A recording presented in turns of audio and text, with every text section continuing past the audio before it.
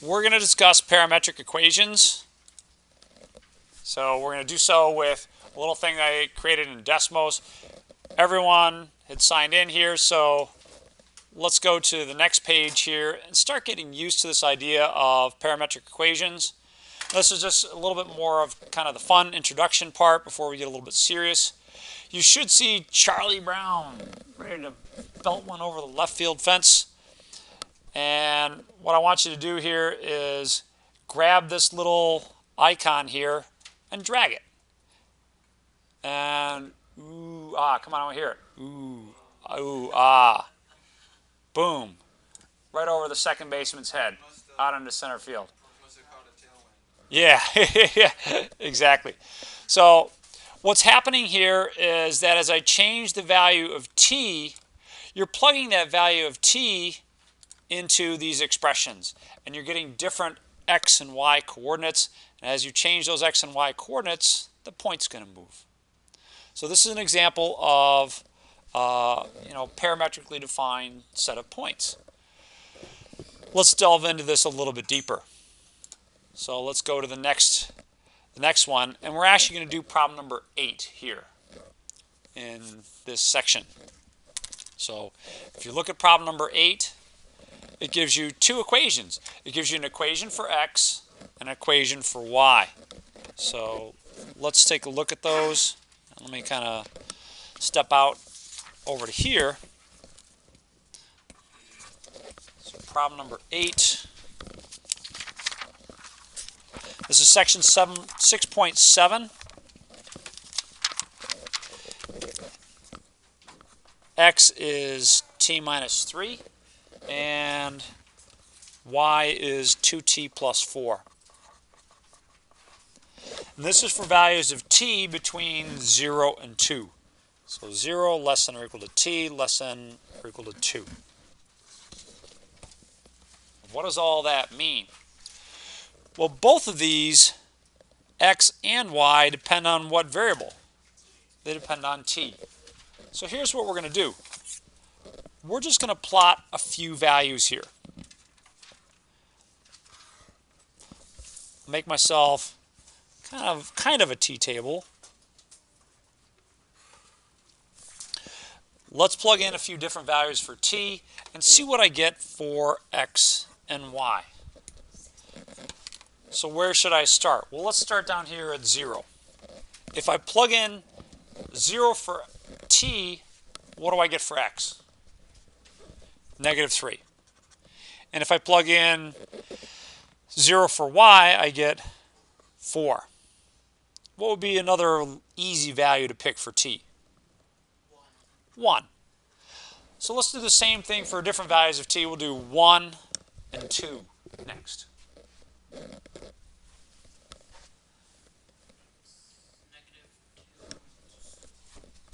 All right, negative 2 and 6.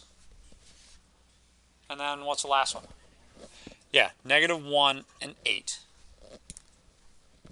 So you got all those points because we're going to put those into Desmos.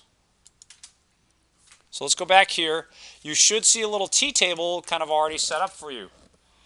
Let's enter in our points, starting with negative 3 and 4. Ho! Got our first point. Yeah, awesome. Negative 2 and 6. I'm spotting a trend. Can anyone pick where the next one's going to be? Maybe up and to the right a little bit further? Let's find out. Negative 1 and 10. No, 8. I lied. There we go. Negative 1 and 8. So, now, obviously I didn't do this for all kinds of different values for t, but you can kind of see that it's tracing out a line here, right? It's tracing out this line. You can double check that you got the right points if you turn on that circle. So let's highlight this, and there we go. We got a little line segment. So more of this. Ready? Ooh, ah. All right, good deal. Thank you. All right, now let's do this. Let's shut off this. So shut off that set up, and we can shut off these points by clicking on this, or we could leave it on. Doesn't really matter. Let's shut it off. Let's go down a little bit further, down to this one, and turn this one on. And you turn that on, and uh-oh, it's a flop. Nothing happens, right? But you want to turn on this one. It should be orange. It's next to the equation y equals 2x plus 10. But here's what we want to do. Grab this dot down here below and drag it to the right. Yeah, you're catching on. A little louder. Ooh. Wow. So this is really what happens if you put in different values for t, is that as you put in values for t, this line gets traced out from kind of the lower left to the upper right. It gets traced out in that direction. And that direction that it gets traced out in is called the orientation of your graph. So if you trace it out like that, great. Now, let's go back to our handout real quick and put that stuff in.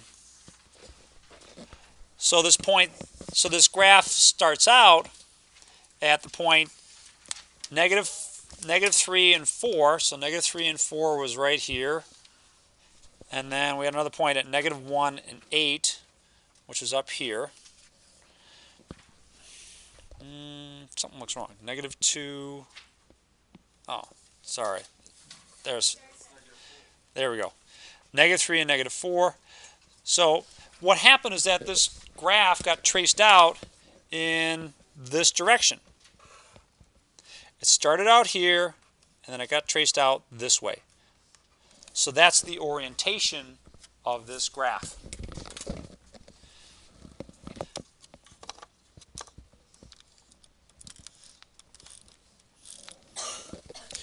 Okay. Let's go back to our Desmos. Let's shut this one off and then scroll down a little bit. We're going to play the same game with this curve. It's the same function, but this time, what happens when you drag B? It goes down. So it's getting traced out in a different direction. So it's the same curve, well, because I parameterized it differently. All right, so that's something we're going to work on a little bit, is understanding that there's different ways you can set up something to trace out the same curve. Now, you bring up a good question, and you help me decide something in my mind, and that is what I want to do about showing you some of this. So let's go back here. So again, we've got points that start out at one point and end at another point, but this time we've got a different orientation to our graph. This time the orientation is in this direction. And one of the things that I would want and expect from you is being able to give me the orientation of a graph. Now what I have here is just a small little part of a line that could be a lot longer. If I let my values of t go over a wider range, then I get more of this graph. A good question is, well, what is that graph? Where does it come from? Well, to see that, let's eliminate the parameter t from this equation, these set of equations. How do I do that? Well, over here, x equals t minus 3, it's easy to solve for t, right? Just move that to the other side. X plus 3 equals t. And now let's take that and plug that into this equation and see what happens. So I get y equals 2 times x plus 3 plus 4. And notice the nice thing about this. There's no more t. If you distribute this, we get 2x plus 6 plus 4, or better yet, y equals 2x plus 10. So what you're seeing is a small piece of this graph, y equals 2x plus 10. You could see more of it if you allowed your parameter to go a little bit more than from 0 to 2, but it's okay. Now, if you choose different parameterizations, different ways to define x and y, you can get the same curve traced out in different ways like we saw here.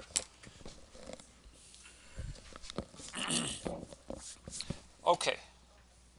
Question? All right. Well, it's where you start out. So our first point is up here at -1, 8, and then as you keep moving, you're tracing down and to the left. So that direction is your orientation. Let me see if I can just add. I'll add on y equals 2x plus 10 to my graph. So that's the whole thing. But what we got was just a little piece of that graph right there. So that's the whole thing. Our parameterization just gave us a little piece. Okay. Trying to think if I want to go where I want to go next. Let's do problem number 10 next. Problem number 10 I don't have on this. I do have a little bit of it on our handout. Problem number. Parametric equation is when x is a function of t and then y is a function of t. It's when both of those are functions of a parameter. If you look up in the dictionary, and let me write down problem number 10 here. So x equals the square root of 2t and y equals 4t. If you look up in the dictionary the word parameter, you'll see something really unhelpful. It says something that varies. And you look at that, I remember looking that up and just being really incensed. I'm like, well, that doesn't help me out at all. But t is your parameter. T is what's going to change its values so that when you change values, when you put in different numbers for t here, you're going to get different points for x and y. Those different points for x and y are going to fill out a curve. And that curve is going to be our graph. Now in problem number 10, the restriction is that t has to be greater than 0. So let's see if we can't choose a couple clever points that are going to allow us to graph this and not have to work too hard.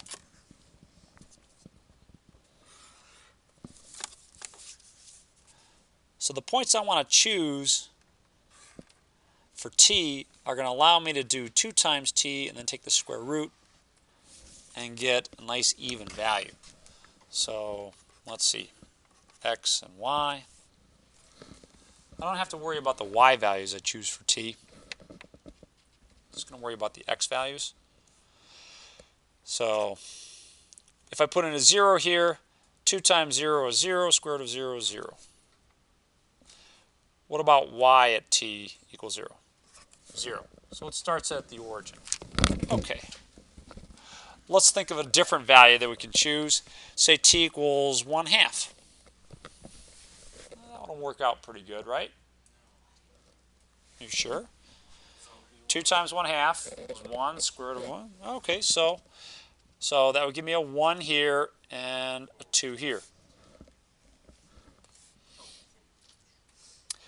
Another one that we could choose would be 2.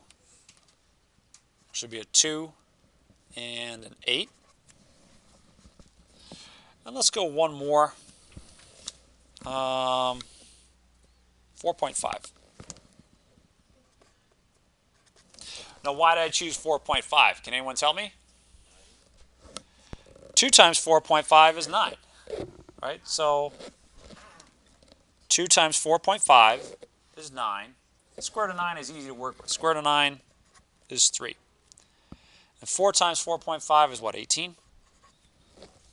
There we go. And so on. I mean, you can keep on plugging in different values.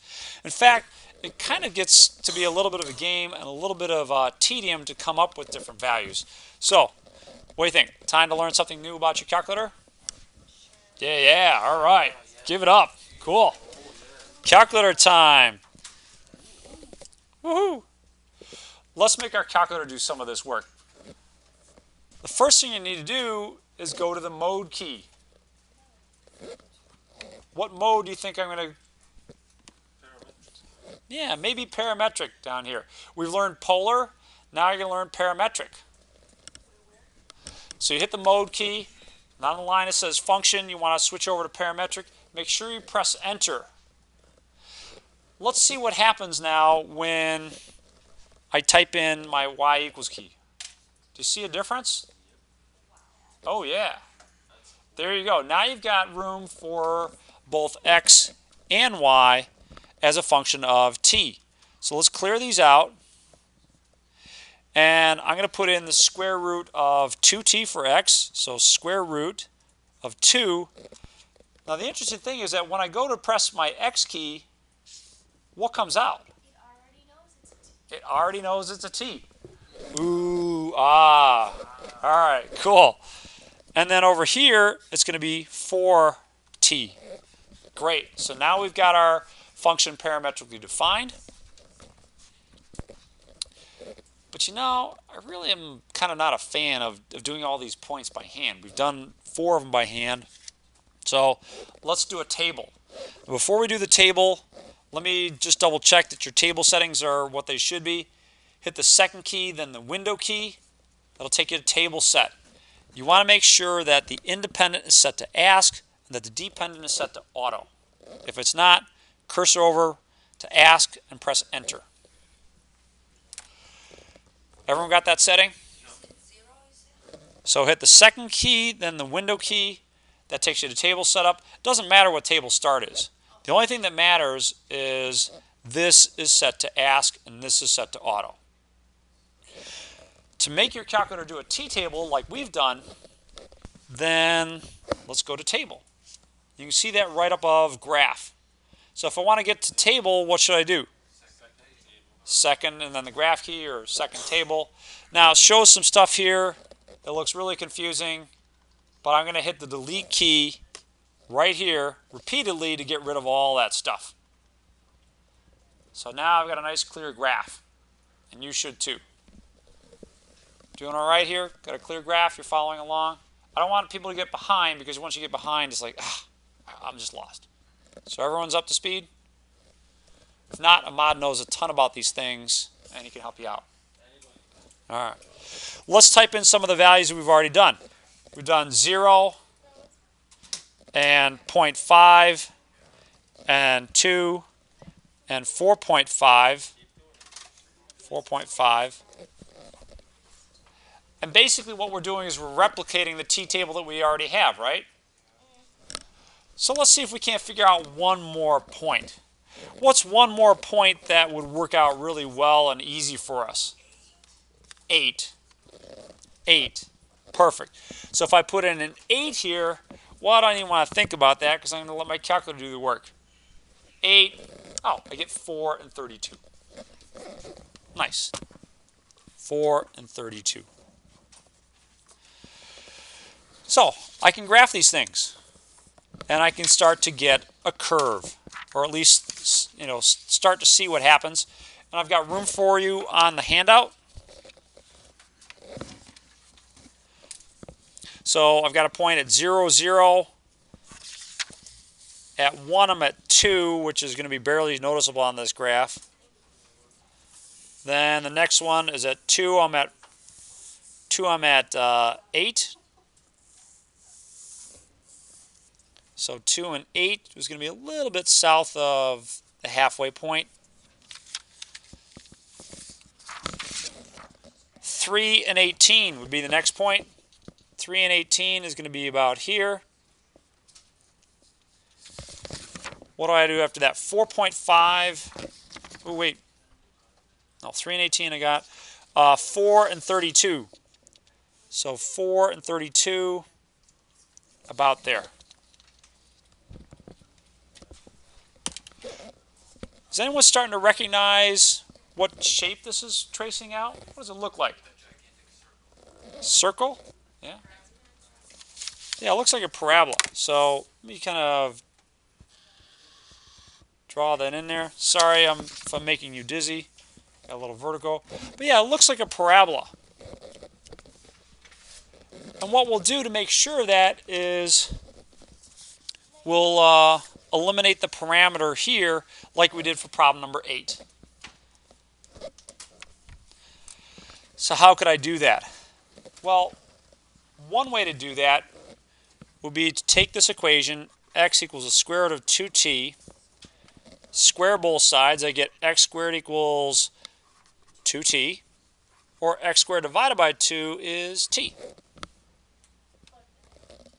Yeah.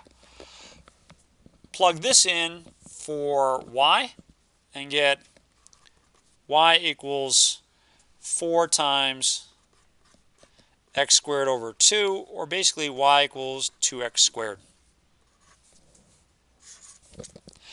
So this is the non-parametric version of your equation. So that's kind of like converting between parametric to rectangle. Yeah, this is going back to, yeah, just the regular old x and y's. Let's see if we can't get the graph of this out of our calculator. So let's go to the window settings. Now I had a restriction on my value for t, right? T had to be greater than or equal to 0, so I better start out at least at 0. And then I need a value of t max. Well, I think in this one, if we went up to 8 or maybe a little bit higher, let's go up to 10. That should be pretty good. Let's let t step be 0.1. What does that mean? What that means is that the way your calculator is going to determine the points it uses, it's going to start out here at 0, then it's going to do 0.1 and 0.2 and 0.3 all the way up to t max. The rest of this is just showing you where you're going to see the graph. So the rest of this is x min and x max and y min and y max as usual. For x min, let's go -1, so we'll see a little bit to the left of the y-axis. For x max, I'll go up to 5. Y min, -1 up to, well, I better go a little bit higher than that. Let's go up to 40 for y max.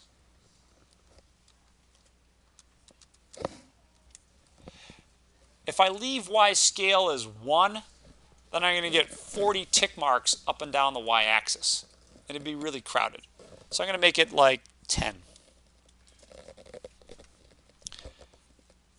When you've got these set, hit the graph key, and you should get something that looks like that. Nice. Wow. People with me still? Wow, I'm impressed. Good on you guys. Way to go, because that was a lot. All right. Ooh, ah. Yeah, pretty nice. Let's do a little bit more here with our parametric equations. But are we good with problem number 10? So we did two things. We graphed it, and we found the regular rectangular equation that corresponds to our parametric equations. All right, let's go back and have some more fun with Desmos. Yeah, you know what? We're going to practice a little bit before we do this one. We're going to do some more practice. And we'll continue with problem number 20. Let's see. That.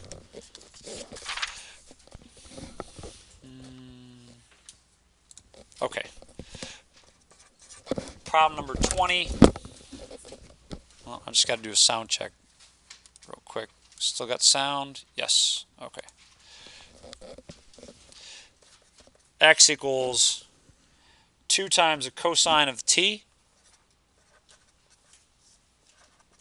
and y equals 3 times the sine of t. Thank you. And t is going to vary between 0 and pi.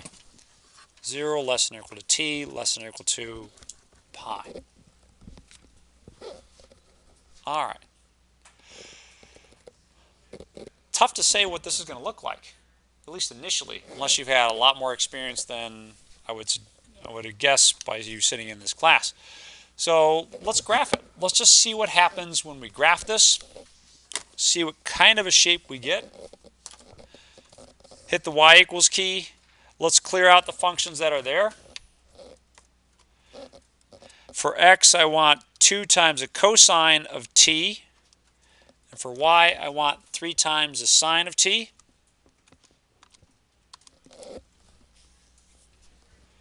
And they gave us a couple restrictions on t.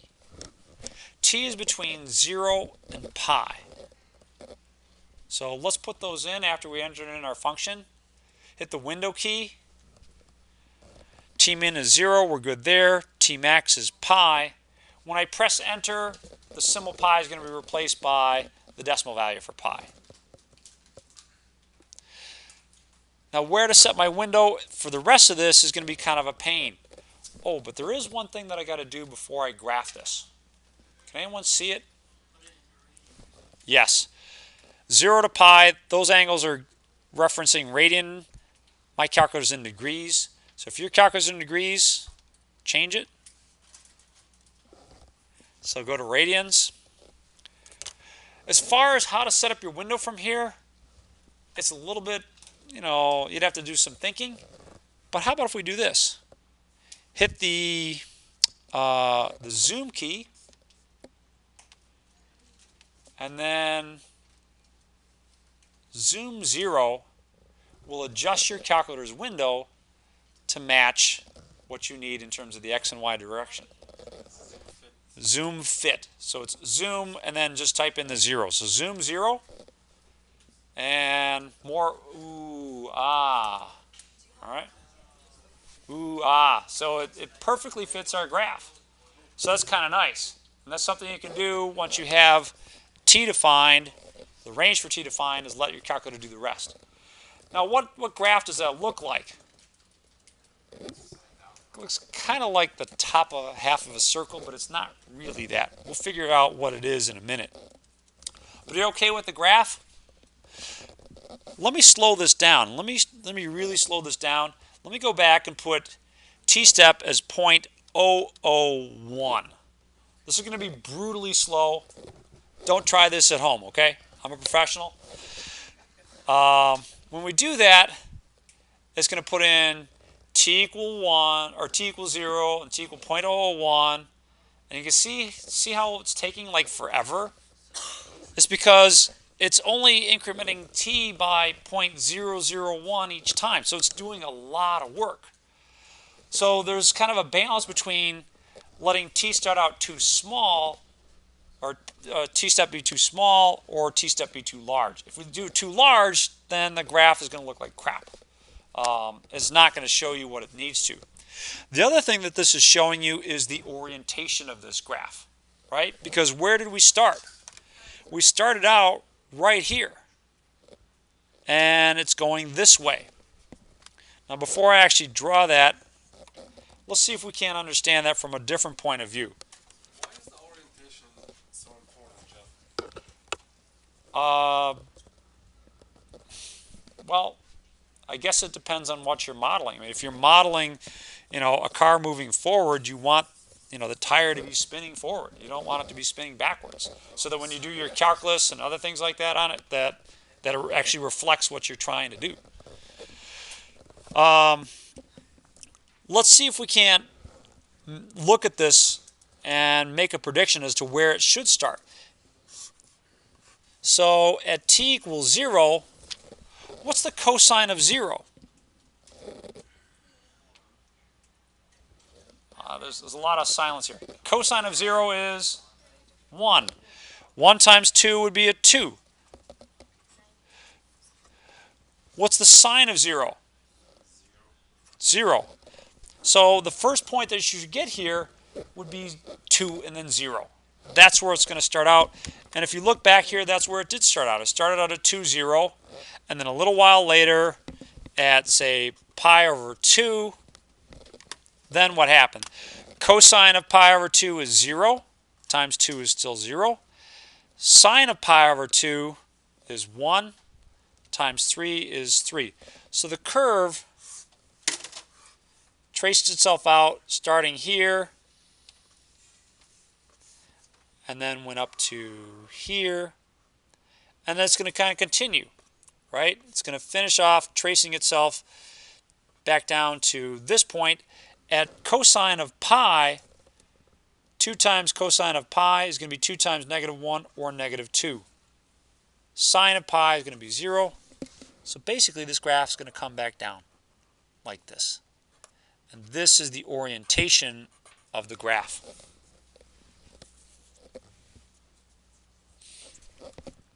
Nice. What does this look like in x and y coordinates? I mean, how would you recognize what this is, by this? Well, let's see if we can't eliminate the t's here.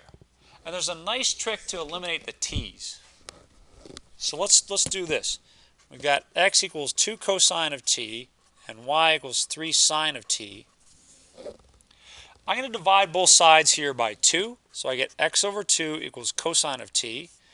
Y over 3 equals sine of t. And let's square both sides of this.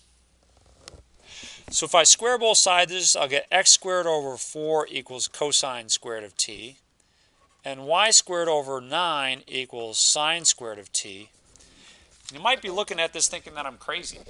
And people say I'm half crazy, and they're half right. But we've actually gotten closer to figuring out what this equation is. What if I added these two together? If I added x squared over 4 plus y squared over 9, then on the right-hand side I'd be adding cosine squared of t plus sine squared of t. Does anyone see why we did this now? What happened? Or what can I do? What is it? Don't tell how. There we go. That equals 1, right? That's your Pythagorean theorem. That's the first identity we proved in this whole class, was that this cosine squared plus sine squared is 1. So this is x squared over 4 plus y squared over 9 equals 1. That's an ellipse. And that's exactly what we got. We got, based on our parameterization, we got the top half of the ellipse. If we let t vary, say, between 0 and 2 pi or negative pi and pi, you get the whole ellipse. We only traced out the top half of it. That's okay. Maybe that's all we wanted. But the trick you should get here is how we eliminated that parameter. All right. Any thoughts on problem number 20? No.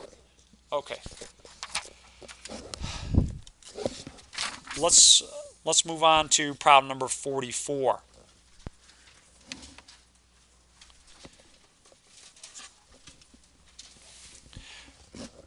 Problem 44, we've got several different parameterizations. First one's called C1, x equals t, and y equals 1 minus t squared. And let's play with that for a second. Now this is for values of t between negative 1 less than or equal to t less than or equal to 1. Oh, you know what? There's a square root here, right? Yeah, there we go. If I wanted to eliminate the parameter here, what I could do would be square this equation, x squared equals t squared, and square this equation, y squared equals 1 minus t squared. I didn't necessarily have to square both of them, but it's convenient to have done so. Let's put t squared, let's replace t squared by x squared, right? Because they're equal. What equation would that give me? Y squared equals 1 minus x squared. Does anyone recognize this yet? How about if we put the x squared on the other side? X squared plus y squared equals 1. That's our unit circle. Yay. That's the unit circle. Okay. Let's take a look at C2.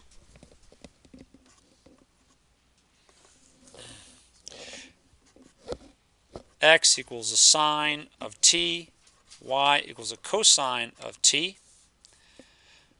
If I square both sides, I get x squared equals sine squared of t, y squared equals cosine squared of t. Did that help me out at all? How so? X squared plus y squared equals sine squared plus cosine squared equals 1. So, wow, I got another version of the circle. So again, this is just another parameterization of the unit circle. Now, part 3 is just kind of the same game again. They just reversed cosine of t for x and sine of t for y. So it's not going to be any much different. The one thing that is different, though, is the values of t. Here, t is between 0 and 2 pi. Over here, so sine of t equals y. This time we're going to let y be between, or t be between t and, I guess it's 2 pi. My bad, I looked at it wrong. All right, thank you. Yes, let's slide over. Let's get rid of the equals here. There. So again, you can see that if you square both sides and add them up, you're going to get the unit circle again. So nothing big on that one. The last one, C4, is going to be, don't get any ideas. X equal 1 minus t squared, y equals t. This time t is going to be between -1 and 1. So again, a slightly different version of what we started out with. Now, let's figure out what these reflect. They're all going to be graphs of the unit circle, or some portion of the unit circle. But let's see if we can't figure out what this one's going to look like. Where is it going to start? Where is it going to end? Based on this parameterization. Now, there's two ways you can do this. One is you can just plug it in your calculator and let it do it. Nothing wrong with that. It'll give you the orientation, it'll give you what's traced out, etc. But I don't even think we need to go that far. So we know we're going to get part of the circle, but where is it going to start out? Let's take a look here at t equal -1, and then see what values of x and y we get. If I put in a -1 here for t, I'll get a -1 for x. What will I get for y? 0. Let's go to the other extreme. If I put in a 1 for t, I'll get a 1 for x, and what will I get for y? 0. So this is where I start, and this is where I end. Take out your handout.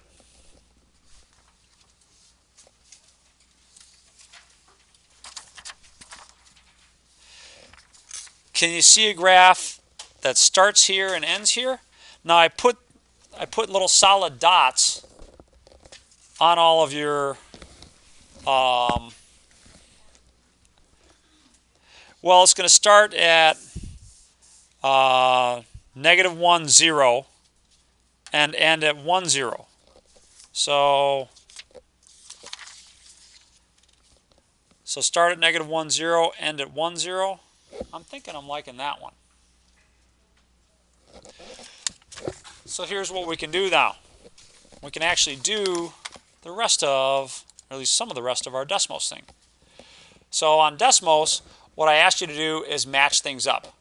So let's see. The one we just dealt with, I think it's this one, right? Y equals t. Now I don't know why, but it was giving me a hard time about doing square roots. So instead of writing a square root, I just wrote this as something to the half power. It's the same thing as a square root. So this is the one we just did, right? X equals t, y equals the square root of this, and that lined up with this one over here. So let's put those two together. Yay. let's see if we can't figure out the rest of these. So these cards here are the remaining parametric equations. And we got to match them up with our graphs. So do you want to do this by thinking, or tell you what, let's do the next one together by plugging it into our calculator. So what's that going to look like if we do, say, this one here, sine of t, cosine of t? Let's go ahead and do that.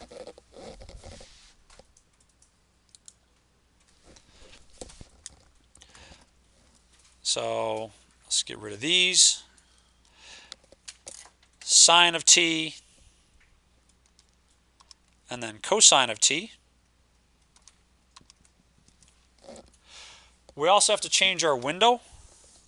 The window that we want is now for t between 0 and 2 pi. So let's reset our window. Window from 0 to 2 pi,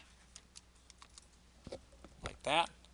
You probably don't want t-step to be 0.001. I mean, it's not bad to get you started, and maybe it's instructional. Let me start out with it that way. We will hit zoom 0. We're going to reset the size of our window so that we can get everything.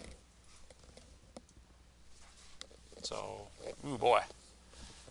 Maybe I shouldn't do zoom 0 once I've reset it like that. Well, this is taking too long. All right, I'm going to stop that. And yeah, I broke it. Yeah.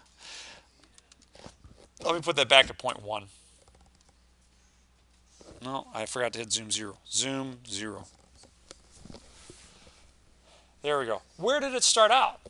Did you see that? It was kind of fast. Yeah, it started out right up at the top, and then it went clockwise.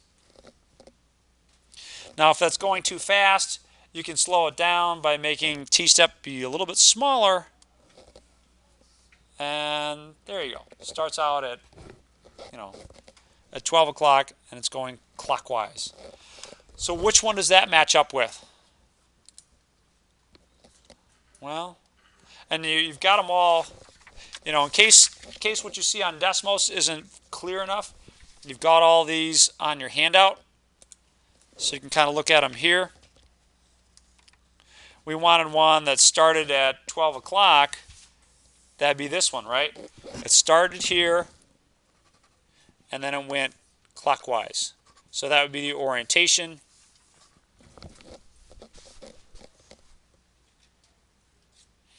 And might be a good idea for you to write down, what equations go with that. But let's see, we're here, sine of t, and that's going to line up with this one.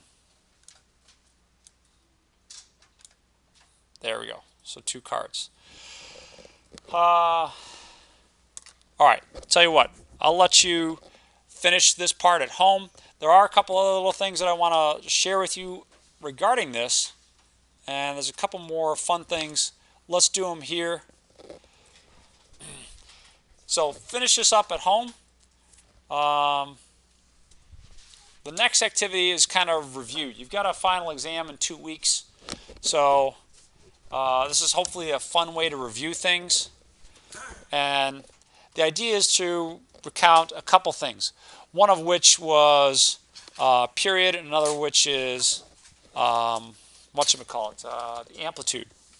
Yeah. So the period of the graph is going to depend on this number in here. Now, if you hit the launch button, watch what happens. It launches some balls, and the idea is to shape this graph so that it passes through all 3 stars. So I can change the period. Let me make that, say, 1.1. And I launch it, and then that doesn't work. So I can change it some more. Let's just change it as to, say, 0.7. And now at least I'm going in the right direction with some of these. I got 2 of them, but I didn't quite get this one. So change it again. Make it, say, 0.4. And, ooh, I'm getting really close, right? Oh, I did get it. I got close enough. Success. Yay. And so You can try that. You do the same thing here. This time you're going to change the amplitude. The next one you have to change both of them.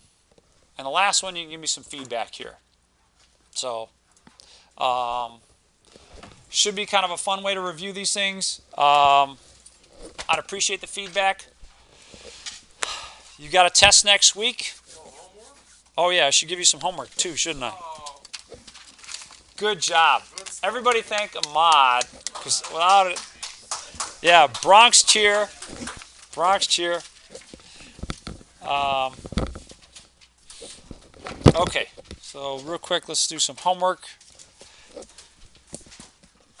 This is section 6.7.